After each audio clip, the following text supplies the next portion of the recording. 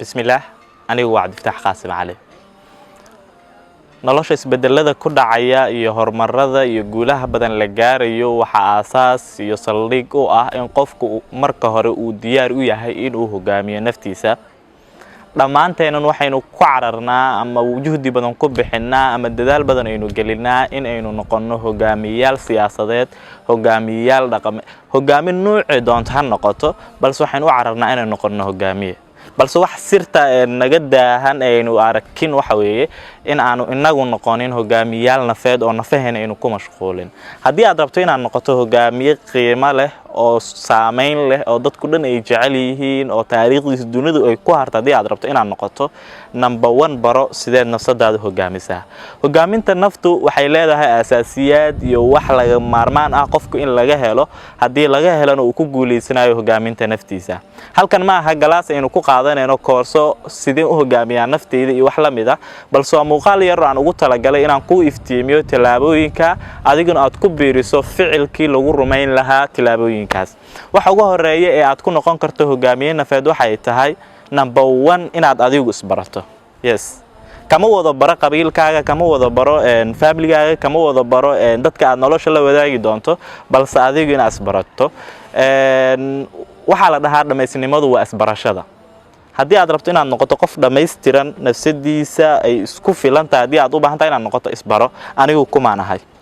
maxaan u noolahay maxay taa waxaan u baahanahay maxaan dunida ku soo biirinayaa maxay taa booska banaan ay tahay in anigu buuxiyo oo Alla ii abuuray sababteeda waa inaad baran kartaa adigu isbaro maxaa iga careysiya maxaa iga farxiya yaan la saaxiiba yey tahay inaan la saaxiibin yaan iska ilaaliya waxa soo dhan inaad barato oo adiga aad noqoto qofka isku filan noloshiisa duleel walba oo ku jirto inaad baran karto hadii aad leedahay xirfado muhiim ku ah noloshaada inaad barato aragti inaad ogaatid waa inaad qorataa xirfadaas markii aad barato kadib aad ogaataa maxay tahay xirfada iga dhiman maalin walba la soo taagnaan in wixii sanado ka hor aad taqaanay in aad sheegto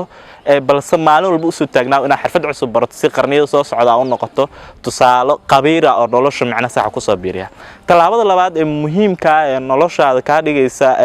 hogaamiye nafeed waxay tahay inaad barato sida loo maamulo dareenada yes tii hore waxaan ku soo sheegnay dhameysnimadu waa isbarashada tanna dhameysnimadii ka tirsan tahay inaad barato dareenadaada sida aad u maamuli lahayd waxa carrada ku keeni kara waxa ku farx gelin kara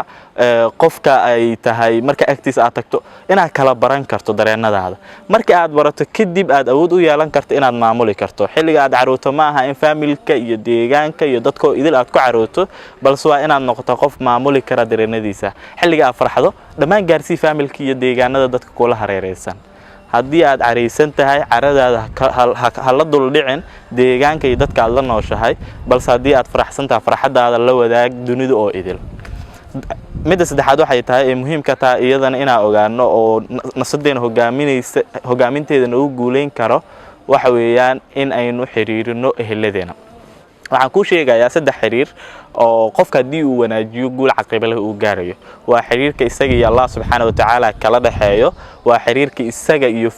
naftiisa kala dhaxeeyo waa xiriirka isaga nafsadiisa kala dhaxeeyo dabcan nafsadu iyaduna waa qayb muhiim ah in xiriir la sameeyo ay tahay xiriirka saddexaad waa xiriirka isaga iyo bulshada kala dhaxeeyo saddexda xiriir hadii aad wanaajiso aniga ayaa ku damaanad qaadayo guul caqiib leh ee noloshaada macna ku soo biirin karta saddexda talaabo ee ku soo sheegay hadii aad hagaajiso ficil ku dabaqdo aad qorsheyso waxaan ku damaanad qaadayaa in hogaaminta naftaada aad adigu gacantaada ku dhigi doonto isku filnaansho nololeedna aad gaari doonto guul caqiib leh oo macna sax lehna aad nolosha ka gaari doonto hadii deen lagu leeyahay deenta waxa keenay isku filnaansho la'aan hadii xaalado adag oo duruufaha ay noloshaada wali ku jirto waxa uga bixilaada waa isku filnaansho la'aan hadii caqabaduhu isdul saaran yihiin aad wali ka walwalayso waxa walwalka ku keenay isku filnaansho la'aan si isku filnaansho daba aad u gaarto waa inaad barataa sida loo hogaamiyo nafta sida loo hogaamiyo naftana saddexda tilaabo ayaa bilow u ah inta kale tan waxaynu isku arki doonaa muuqaal xiga aad u mahadsantiin